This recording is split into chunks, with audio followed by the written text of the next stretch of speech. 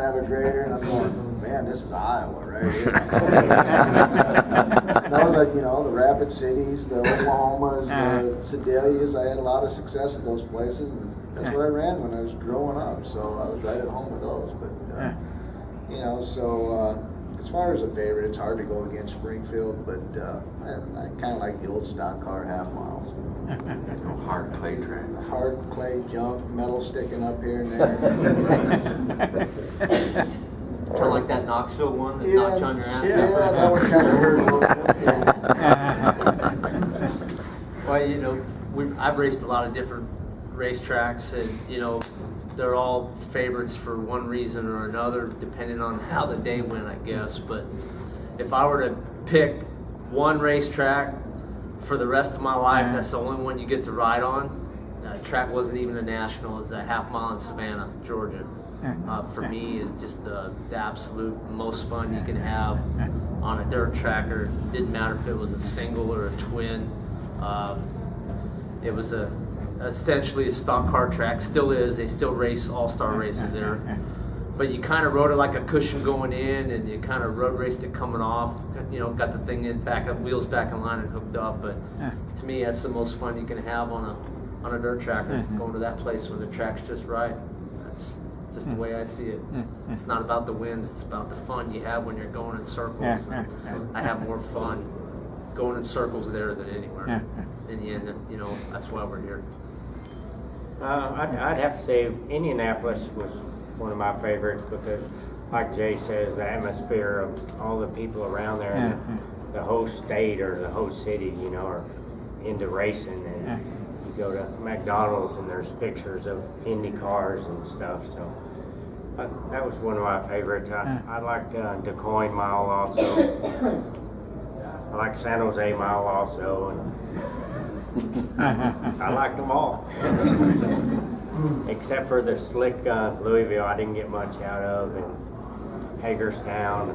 I didn't like those because they were so much follow the leader. That Honda sucked there.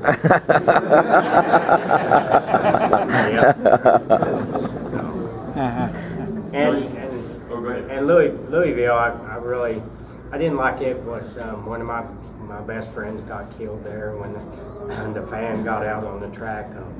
David Jones hit him. So. Another question right here? Don? Springer, seeing as how you're 250s here, everybody's all about the big bikes. The little bikes were still a part of the program. Maybe you can explain to them how much harder or how much different it was to ride the little bikes, the 250s, instead of the big bike. I always had problems, I thought, riding the little bikes. I enjoyed riding my big bike. I thought I was at ease when I rode my big bike. Little bikes gave me more, they were too fidgety and quick reacting for me. And I mean, my 250 there, you know, it's like compression release, you know, and it just, it was just a different bike to ride, you know, and that bike there has been sitting in my mom's basement for 30 some years. And I gave it to Don a couple years ago, and he restored the thing for me, and I gave Scotty Parker got a chance to ride it. He raced it at Santa Fe, Chicago one time and won on it. One time when I was sick, and it's just different riding a little bike compared to the big bikes. I thought the big bikes were so much easier to ride. It's great to have that bike here, though. Don did a good job getting it put back together and stuff, and both my brothers, my older brother and younger brother, stole all the parts off of it. And it's like, well, where is this stuff? And it's like, well, I don't know. Between Don and Bill Warner and some of the bits and pieces and we pieced the whole thing back together. And it runs right now, runs great. It's got a complete brand new engine in it. And the bike is completely exactly the way I raced it in the Houston Astrodome in 76, I guess, 76 or 77. I'm thinking it is. And Don, he cleaned it up. He never painted anything. He just cleaned up everything on it, and it's back the original way it was when I raced it. Anybody else? Questions? Yeah, for Chris.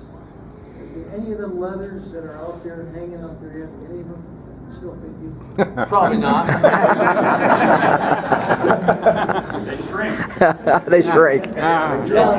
They dry out a little bit, I guess. You know, the R&B leathers, Dickie, that are out there. You know, I was in high school when those were made, and I graduated high school and weighed 115 pounds, and I'm probably 40 or 50 pounds heavier than that today. You know, but you know that was, you know, 25, 30 years ago. Almost 30 years. Yeah, 30 years ago. 27. So no, they don't fit. I already knew the answer to the question. Jay's looks like his. I think the helmet would still fit though. I had a set of leathers. Well, Harley Factory.